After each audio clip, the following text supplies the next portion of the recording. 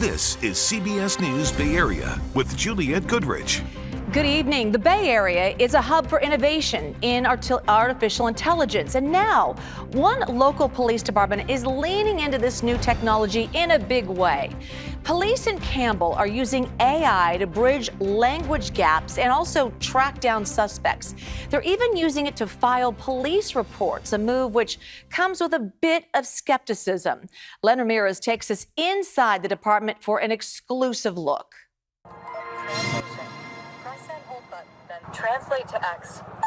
Translate to Vietnamese. It starts with a routine traffic stop, but when the driver speaks only Vietnamese, communications become a challenge. Miss Trin, do you normally travel on Lee Avenue? Thanks to AI-powered translation built into Campbell PD's Axon body cameras, that language barrier disappears in real time.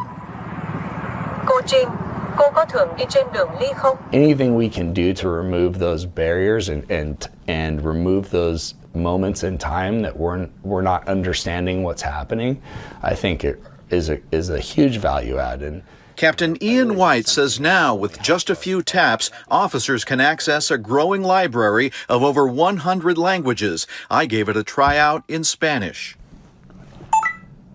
¿Dónde está la escuela? Identified Spanish. Where is the school? La escuela primaria Rosemary está ubicada en Hamilton y Eden. But language isn't the only area where AI is helping. Inside the secure operations room, Campbell PD is using drones to monitor retail theft hotspots, eyes in the sky that help officers on the ground respond faster. what we've tried to do is place them in our highest crime areas to assist with interdicting with crime. But one of the department's most groundbreaking and potentially controversial uses of AI is writing police reports. When officers engage with the public, their body cams record the event. Audio portions can now be automatically transcribed by AI, and a program called Draft One writes them into an official police report. But officers can still add other relevant impressions, and the person, not the program, says White, still gets the final word. And they have to sign an attestation, a digital signature attestation, saying that they're verifying that this is their work product, that they've been through it, and it is a fair and accurate representation of what their recollection of the event was. We put the fact that this was an AI-assisted report on the footer of the report. We've been transparent with our DA's office. Santa Clara County's DA has approved the use of Draft One reports, and some Campbell cases have already moved through the courts using this tech. But prosecutors in other states have banned the use of AI reports due to errors, and some Campbell residents say the department should move cautiously. I would be concerned if they're checking them, if they're reviewing them, making sure they're accurate. And not using it as a time saver to just say, well, it's all done, so I'll forget it and turn it in as it is. Accuracy is very important in a police report for both sides. With the highest number of reports generated per officer in the county and a small, often stretched staff, Captain White says technology isn't replacing officers, it's enabling them. As we continue to work on improving staffing, we're looking at ways to try and make our officers more efficient. Campbell PD is pushing the boundaries of what modern policing looks like, and other departments as well as the public are watching. Some other police departments, including San Mateo and East Palo Alto, are reportedly using similar AI technology. All right, our other big story today, we're talking the holiday heat. Another scorcher inland today. Places like Dublin reached the high 90s this afternoon. We caught up with this young girl walking her sweet dog. It's really hot. I was glad to not have to wake up this morning for school. And I had a good weekend too, so I was happy throughout the weekend. All right, it was more comfortable on the coast. The sun finally broke through the clouds at Ocean Beach today, and people were just happy to get out there and enjoy the unusually warm weather. It's been really nice. It's definitely been warming up over the bay, which is super nice to see. We just packed up a picnic. I'm gonna make a sandcastle with my kids and just enjoy the weather. All right, to see just how hot it got inland and around the coast, let's bring in First Alert meteorologist Paul Hagan. Yeah, it was definitely hot inland, but we had 60s, 70s, 80s, 90s, and 100s across the Bay Area today. Okay, jackpot. That's fun. That's just fun when that happens. Let's take a look at the specific numbers that we had on the map. And yeah, it was hot across the entire region, with the hottest locations east of the Oakland Hills getting up to around or above 100 degrees, exactly 100 in Concord, 102 for Antioch and Livermore. San Jose got up to 90 degrees, well into the 90s in Los Gatos and Morgan Hill. Even got up to 96 degrees down the peninsula in Redwood City and 90 in Fremont. But there are the 60s and 70s closer to the coast. 63 for Half Moon Bay, just 71 degrees in San Francisco, 1 degree above average. While temperatures, the farther inland you went to the North Bay, the hotter it got, up to 100 degrees in Santa Rosa earlier today. Now, tomorrow is not going to be as hot, with temperatures reaching up to about 3 to 5 degrees above average. Farther inland, only a degree or two above normal around the Bay. And that means that the dangerous part of the heat is going to be backing down significantly. The hottest spots around Antioch and Brentwood today, that heat risk was into the high category, even very high for a little while, but it's much farther down the chart the next couple of days, and we're going to erase even that as we head through the latter half of the work week and into the upcoming weekend. A stretch of below average temperatures is going to settle in by the time we reach the first weekend in September. Got details coming up in the 7-day forecast in just a few minutes. All right, see you soon, Paul. And across the Bay Area, this Labor Day, rallies to stand up for workers' rights. In Oakland, protesters gathered outside City Hall, while on the peninsula, people formed a human banner from Santa Clara to Redwood City along El Camino Real. And in San Francisco, a march with a message for elected leaders to stop focusing on the priorities of billionaires and start paying attention to working people. Our Lauren Toms heard from several workers about their concerns. The people united will never be defeated. Through the heart of San Francisco's Mission District, a sea of union banners and handmade signs turned Labor Day into a show of force. Hundreds flooded the streets, rallying against what they call an attack on workers, from increased ICE deportations to proposed cuts to union benefits and funding threats to public education. And in the center of those chants marches Dana, a long-term healthcare worker who says those recent changes brought him out to his first ever protest. If I'm doing this now, America's waking up. The new voice is going to up and come, and it's going to sweep the nation pretty soon. So oligarchs and conservatives and billionaires, the voices always win. The majorities always win. He says he swapped his typical Labor Day barbecue for chants and marching because it's no longer just politics. It's become personal, as the Trump administration's recent changes to Medicare and Medicaid are impacting how his patients get care. It's going to happen to you if you don't stand up. And I felt that. It just came over me. It's like, well, you know what? I'm standing up. So if you got me to stand up, I'm sure there's going to be millions more like me to say, okay, I've had enough. Across the crowd are educators, farmers, and trade and healthcare workers, all warning that rights they've fought for are now slipping away. Carpenter Stephanie Lind says it's not just union rights, but immigrant rights that are worth fighting for.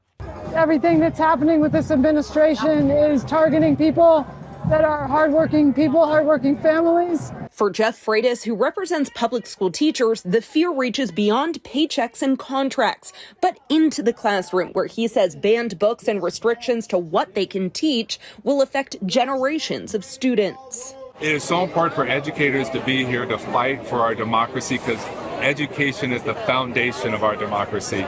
We need critical thinkers. What we do is we focus to educate our students to be critical thinkers, not to follow a regime, not to be ideological, but to be critical thinkers.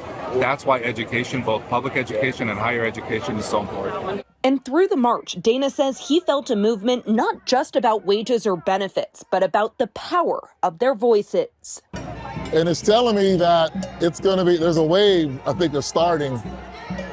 People are waking up. And if I'm doing this for the first time, there's going to be others doing it for the first time. And it's going to be up into the millions. I can see it coming. Tonight, we're getting a clearer picture of how President Trump's immigration policies are reshaping the U.S. workforce.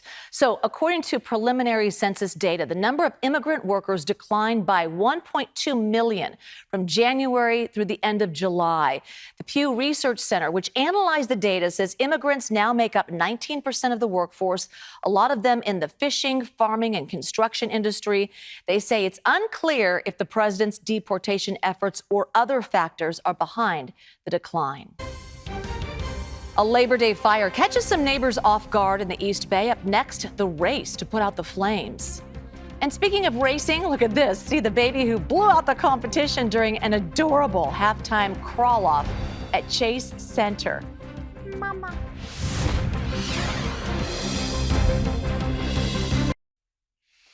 Barbecues aren't the only thing smoking this Labor Day. A brush fire in Castro Valley caused a scare this afternoon. An alert wildfire camera shows some of the smoke just wafting in from the area earlier. The fire burned around 10 acres near Palmeras and Palo Verde roads, not far from homes. So crews stopped forward progress after about an hour, and they're now using shovels to put out hot spots. The fire is 60% contained, and the cause of it is still under investigation.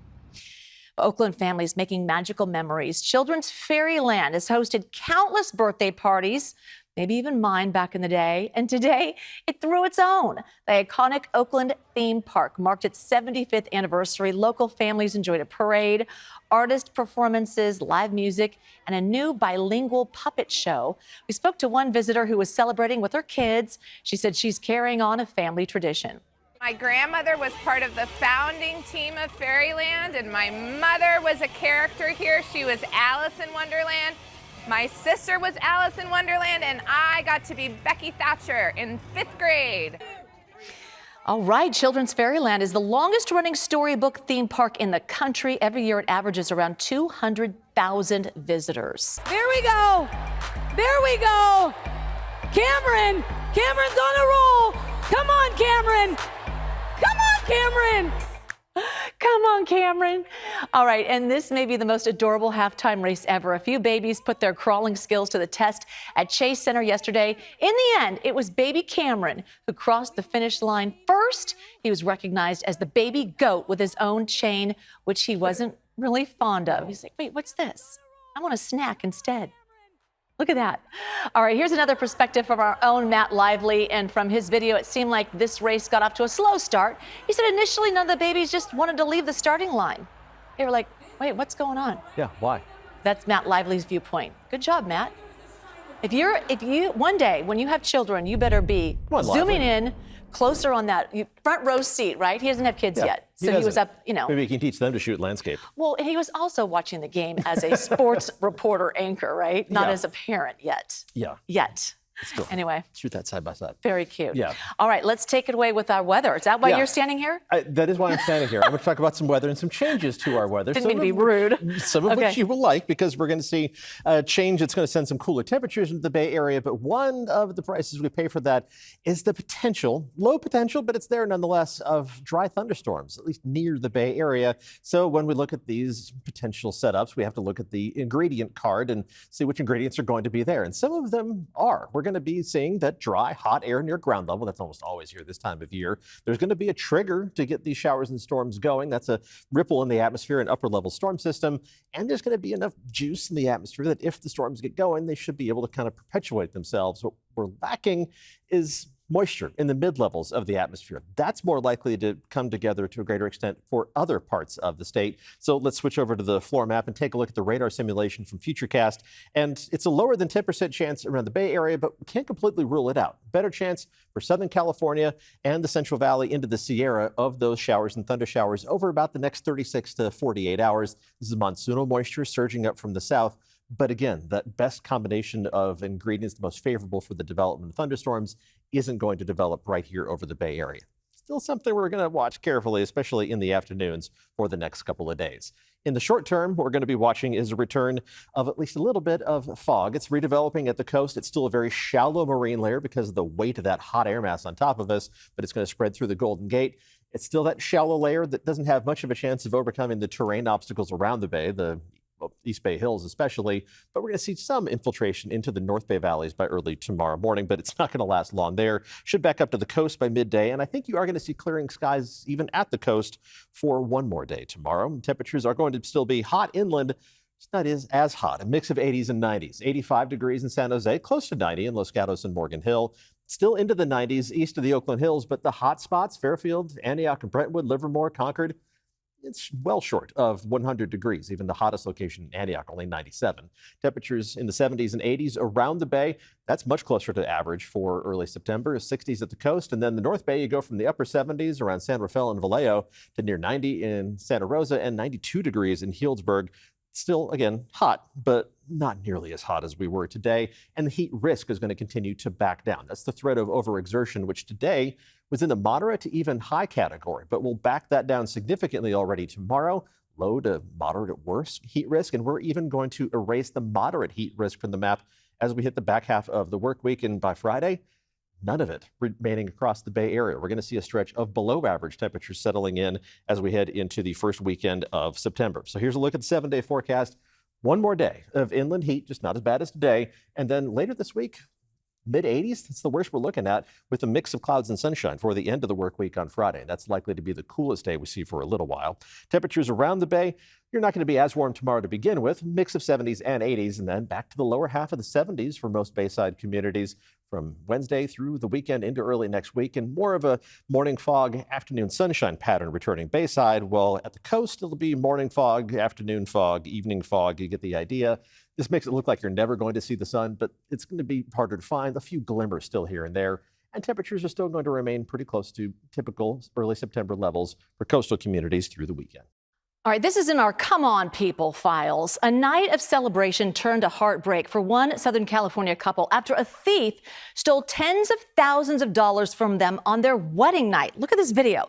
The brazen thief happened in Glendale. Was caught on security camera. You could see the man, he was wearing all black, walk over to the gift table and then steal a gift box filled with $80,000 to $100,000 in cash and then checks from wedding guests. Another video shows the man hopping into a getaway car. There he is, into a black alley. The bride and groom devastated. Really, it's just an invasion of privacy.